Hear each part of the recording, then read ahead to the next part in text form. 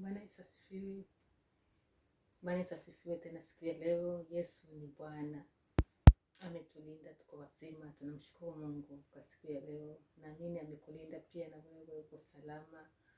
Na tunasema asante kwa weather ya leo. Bwana ametupatia jua. Tunamshukuru Mungu. Na ametupa amani. Amenipa amani, naamini na wewe amekupa amani yake. Bwana asifiwe. Tunashukuru Bwana.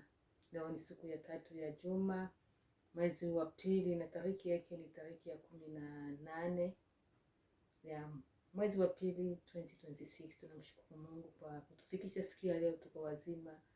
Ni neema ya Mungu tu. Amen. Na kupenda na ujue kwamba Bwana Yesu anakupenda kuliko wote wa dunia hii. Upendo wake kwako ni wa milele. Amen. Ni upendo ambao unadumu kila siku. Amen.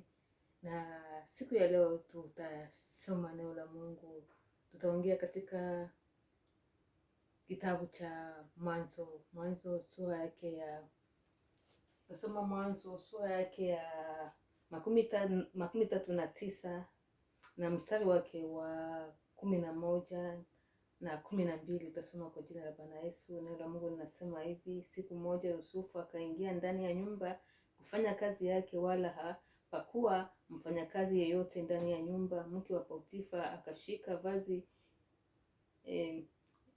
Yusufu alilokuwa amevaa, akamwambia, njoo tukutane kimwili. Lakini Yusufu akaacha vazi lake mkononi mwake. Huyu mwanamke akatoka nje ya nyumba akikimbia. Amen. Baba, asante kwa neno lako hili. Asante kulibariki katika mioyo yetu na ndani ya maisha yetu, na ulizae matunda kupendeza kwa jina la Bwana Yesu. Amen. Bwana Yesu asifiwe. Hizi ni habari za Yusufu ambaye alikuwa anamwogopa Mungu na akapita katika majaribu mengi. Bwana Yesu asifiwe. Na ilikuwa wakati ambapo Yusufu alikuwa anatumika katika nyumba ya bwana wake, na mwanamke huo, mke wa bosi wake, akampenda. Hiyo upendo ulikuwa upendo ya maovu. Amen. Kwa sababu wakati wote mwovu anaonaga kwamba Mungu amepanga kwa ajili yako mambo mazuri, na anataka kukuangusha ili kwamba usifikie baraka zako, lakini usikubali. Yusufu akakataa. Amen. Mwanamke akapenda kukutana naye kimwili, lakini Yusufu akakataa. Bwana Yesu asifiwe. Na wakati Yusufu alipokataa, huyu mwanamke alitaka kumshika kwa nguvu, lakini Yusufu akakimbia na akaacha vazi lake ndani ya nyumba ya huyu mama. Na Biblia inasema kwamba huyu mama akalalamika, akamsingizia Yusufu uongo kwamba alitaka kumshika, lakini akakataa. Bwana Yesu asifiwe. Yusufu alikuwa ameshinda jaribu, lakini huyo mke akasemea Yusufu uongo, na Yusufu akakamatwa na kutupwa katika gereza. Bwana Yesu asifiwe. Yusufu alikuwa ameshinda jaribu, lakini akatupwa katika gereza. Amen.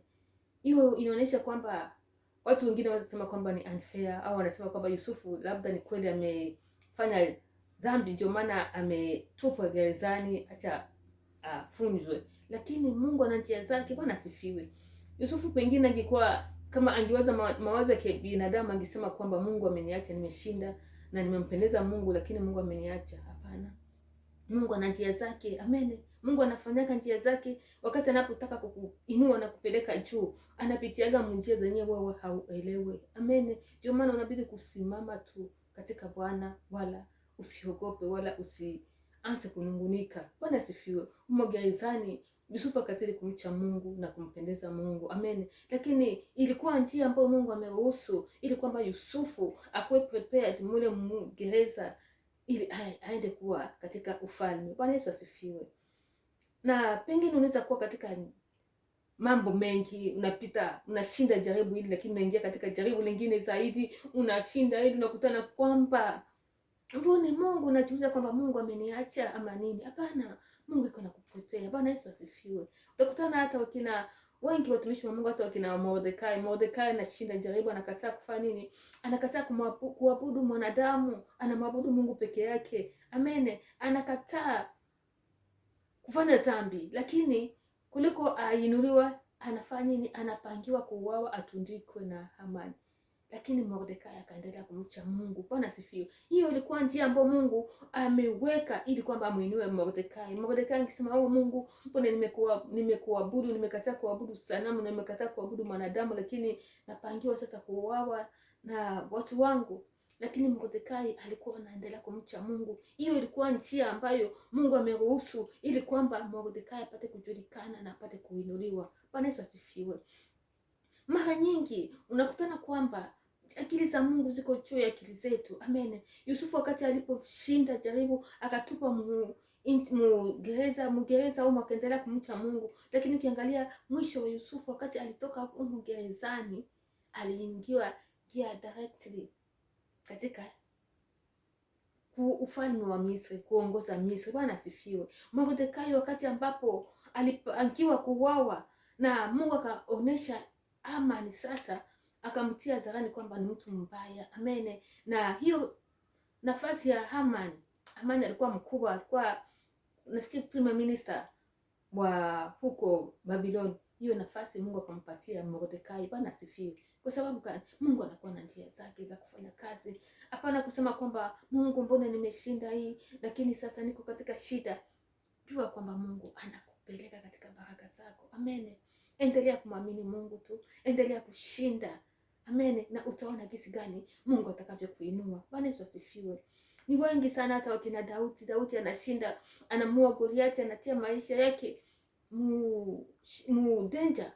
Bwana asifiwe, kwa sababu ya kumcha Mungu na Mungu anampatia ushindi. Lakini katika hiyo ushindi Sauli anasimama apate kufanya nini?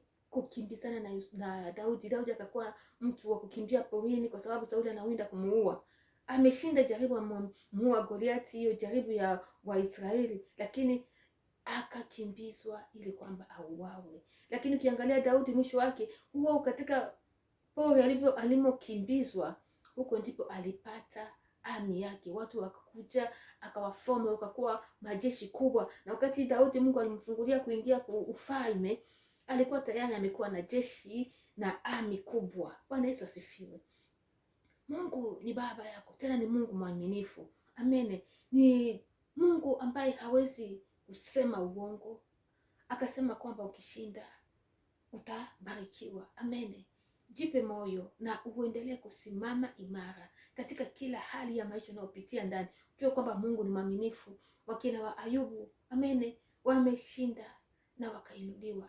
Ingawa unaweza pita katika shida, unajua kwamba Mungu ni mwaminifu na angali anafanya kazi. Amen. Nitaona tu mkono wa Bwana.